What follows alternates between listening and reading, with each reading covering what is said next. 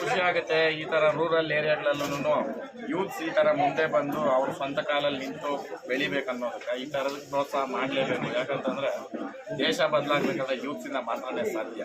ಆ ಕಾರಣಕ್ಕೆ ಎಜುಕೇಷನ್ ಬೇಕೇ ಬೇಕು ಮನುಷ್ಯನಿಗೆ. ಯಾಕಂತಂದರೆ ಇನ್ಫಾರ್ಮೇಷನ್ ಇದ್ರೇ ಏನಾದರೂ ಮಾಡೋಕ್ಕೆ ಸಾಧ್ಯ. ಅವರು 4-5 ವರ್ಷ ಕಷ್ಟ ಬಿದ್ದಿದ್ದಕ್ಕೆ ಇವತ್ತು ಬಂದಿರತಕ್ಕಂಥ ಫಲ ಇದು.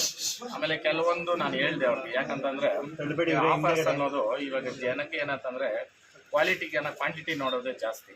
ಆ ಕಾರಣಕ್ಕೆ ಇವಾಗ ಇವರು 100 ರೂಪಾಯಿಗೆ 1, 1000 ರೂಪಾಯಿಗೆ 10, ಈ ಥರ 20 ಈ ಥರ ಮಾಡ್ತಾ ಇರೋದಕ್ಕೆ ಎಲ್ಲರೂ ಆಶ್ಚರ್ಯ ಬೀಳ್ತಾರೆ. ಈ ಥರ ಏನು ಕೊಡೋಕ್ಕೆ ಸಾಧ್ಯ ಅಂತ ಲೈಟು ಸುಮಾರು 10 ಜನ ಸೇರೋ ಅಥವಾ 1000 ಜನ ಸೇರ್ತಾವೆ.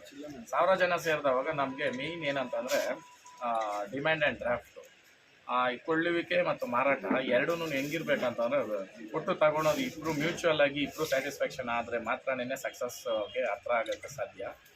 ಅದಕ್ಕೆ ಇವರು ನಾನು ಹೇಳಿದೆ, ಟಿಕೆಟ್ ಥರ ಏನಾದರೂ ಮಾಡಿ ಬಿಫೋರೇನೇ ಅದನ್ನು ಇವ್ರು ಬಂದು ತೋರಿಸಿದ ತಕ್ಷಣ ಅವ್ರಿಗೆ ಕೊಟ್ಟು ಕಳಿಸೋದು ತುಂಬ ಈಸಿ ಆಗುತ್ತೆ. ಯಾಕಂತಂದರೆ ಕ್ರೌಡು ಕಂಟ್ರೋಲ್ ಮಾಡೋದಕ್ಕಾಗಲಿ ಸುಮ್ಮನೆ ಸಮಸ್ಯೆಗಳು ಇವಾಗ ಯಾರೂ ಅಂತ ದಡ್ರೆ ಯಾರೂ ಇಲ್ಲ.